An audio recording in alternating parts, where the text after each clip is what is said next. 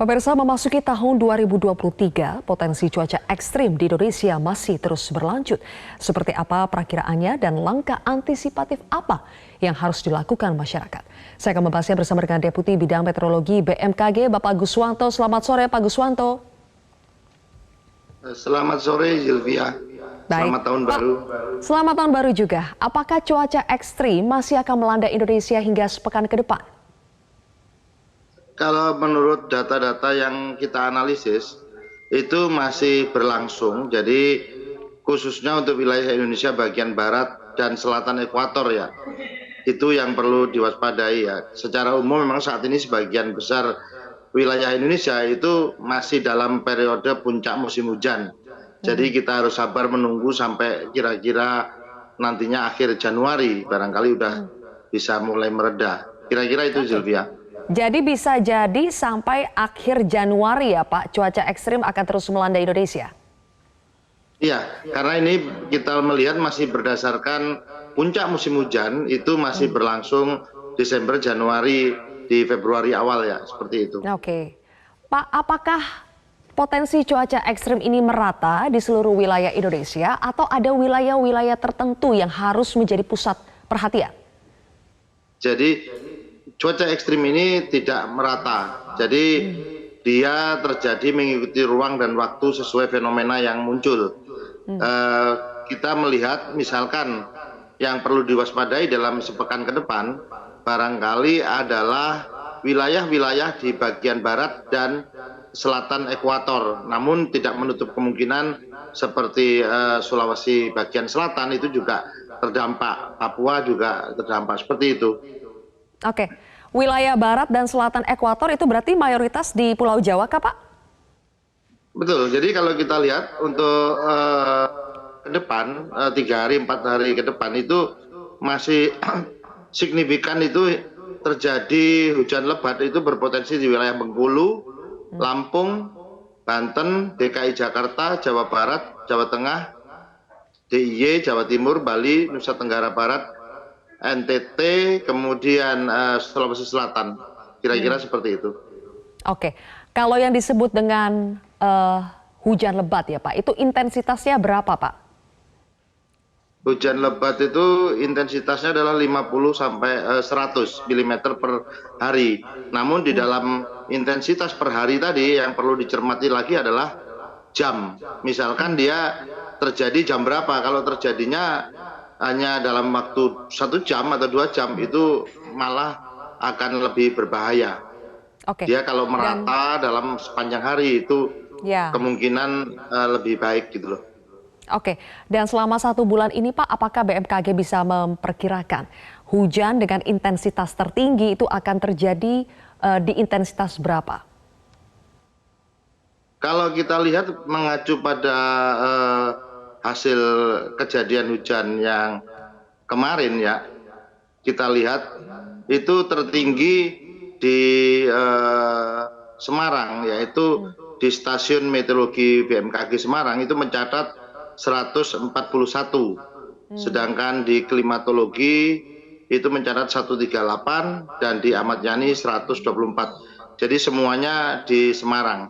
Sedangkan kalau kita lihat di stasiun meteorologi Trunojoyo di sana itu sekitar 74,9 mm dan yang lain-lainnya bisa terjadi di tempat yang lain seperti masih di bawah 50. Seperti itu, Silvia. Oke.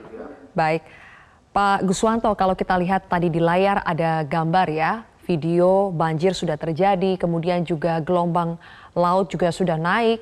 Kira-kira apa saja Pak selain banjir, kenaikan gelombang laut, apalagi dampak dari cuaca ekstrim yang akan kita rasakan? Baik, saat ini cuaca ekstrim yang perlu kita waspadai di samping curah hujan ekstrim itu adalah angin kencang. Di mana kita melihat saat ini di wilayah Indonesia khususnya di wilayah selatan itu terjadi semacam angin kencang yaitu low level jet, yaitu sekitar kecepatannya di atas 25 knot ya. Ada yang 39, ada yang 38 dan 33, barangkali nanti di atas Jawa, Bali, Nusa Tenggara itu kecepatan akan tinggi. Jadi perlu dalam beberapa hari mungkin akan dirasa ada angin kencang seperti itu. Kemudian yang kedua, kita juga melihat fenomena yang lain yaitu gelombang tinggi. Gelombang tinggi ini biasanya dampak dari angin. Kalau anginnya kencang dia terjadi di lautan maka akan membangkitkan gelombang. Ini ya.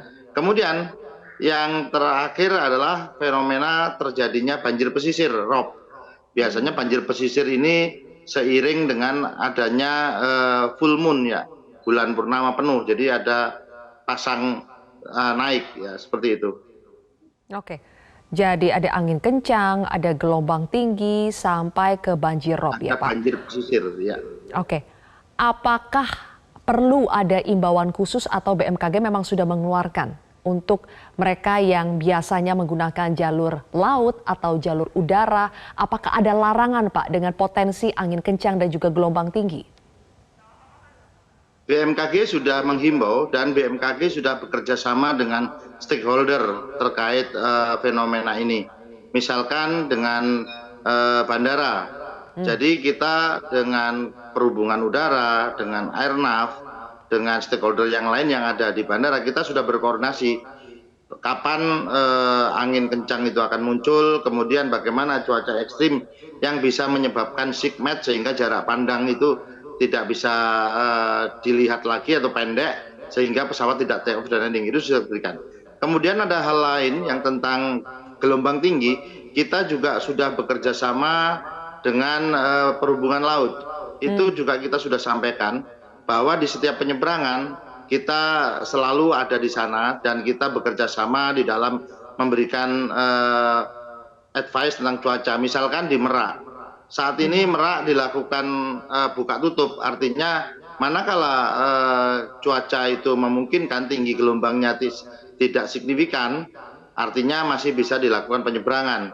Manakala dia sudah tinggi gelombangnya maka ataupun arus lautnya sudah di atas 150 atau 200 cm per second, itu harus kita tahan supaya tidak menyeberang. Jadi kemudian ada juga dengan stakeholder yang lain. Kita juga bekerja sama dengan Korlantas Polri dan ini semuanya jalur mudik atau Dirjen Darat. Kita juga melakukan informasi cuaca jalur mudik. Nah itu juga kita berikan. Jadi kita berusaha BMKG memberikan pelayanan sebaik mungkin dengan sinergi pentahelik sehingga bencana akibat cuaca ekstrim dapat diminimalisir atau dikurangi seoptimal mungkin. Baik. Begitu, Sylvia. Bagaimana dengan nelayan, Pak? Nelayan biasa yang menggunakan laut gitu ya. Apakah informasi dari BMKG juga bisa menjangkau para nelayan tradisional ini, Pak? Ya, insya Allah juga bisa menjangkau karena kita pada saat hari tenang biasanya kita BMKG melakukan sekolah lapang cuaca nelayan. Di sana menjelaskan kepada para kelompok-kelompok atau komunitas nelayan di seluruh Indonesia, itu kita lakukan penjelasan tentang bagaimana tinggi gelombang dan lain sebagainya. Nah, kemudian dengan berbekal komunitas-komunitas itu kita masih memiliki kontak personnya. Jadi informasi yang saat ini terjadi juga langsung didirect diberikan oleh UPT BMKG di daerah kepada komunitas nelayan yang ada di wilayahnya masing-masing. Di samping itu kita juga memanfaatkan media atau stakeholder dari BMKG yang di daerah untuk meneruskan kepada para nelayan. Oke, kalau untuk masyarakat Pak, wisatawan misalnya yang ingin berwisata ke daerah-daerah pantai atau melakukan aktivitas seperti paragliding begitu ya, apakah ini juga ada imbauan tertentu untuk mereka? Haruskah mereka menjauhi daerah-daerah wisata pantai untuk sementara waktu? Ya, betul. Betul, Sylvia. Seperti kita juga di website BMKG juga memberikan informasi cuaca untuk tempat wisata. Kita lihat misalkan di Borobudur, kemudian Tanjung Lesung, dan beberapa destinasi wisata utama. Itu juga kita berikan informasi dan itu dicantumkan juga di website BMKG dengan cuaca khusus itu, mulai dari cuacanya seperti apa. Kemudian kita juga memberikan pemahaman kepada stakeholder setempat melalui BMKG daerah untuk menyampaikan informasi bahwa saat ini seperti kita lihat di Jawa Tengah, kita punya stasiun meteorologi Tanjung Mas Semarang ataupun stasiun meteorologi maritim Cilacap. Nah, kita dengan bekerja kepada mereka untuk menyampaikan bahwa kondisi saat ini tidak baik, jadi barangkali akan ditahan tidak melaut dalam waktu 1 atau 2 hari. Apabila sudah gelombang laut sudah aman, tenang, barangkali bisa dilakukan melaut kembali. Itu yang dilakukan. Oke, jadi harus sering-sering memperbaharui informasi melalui sumber resmi BMKG, bisa melalui situs atau aplikasi begitu ya Pak, ataupun dari sosial media BMKG. Ya, dan jangan memaksakan diri untuk berpergian ya Pak, kalau tidak perlu-perlu amat harus berwaspada, harus hati-hati. Terima kasih Pak Guswanto, Deputi Bidang Meteorologi BMKG sudah berbagi informasinya untuk kami.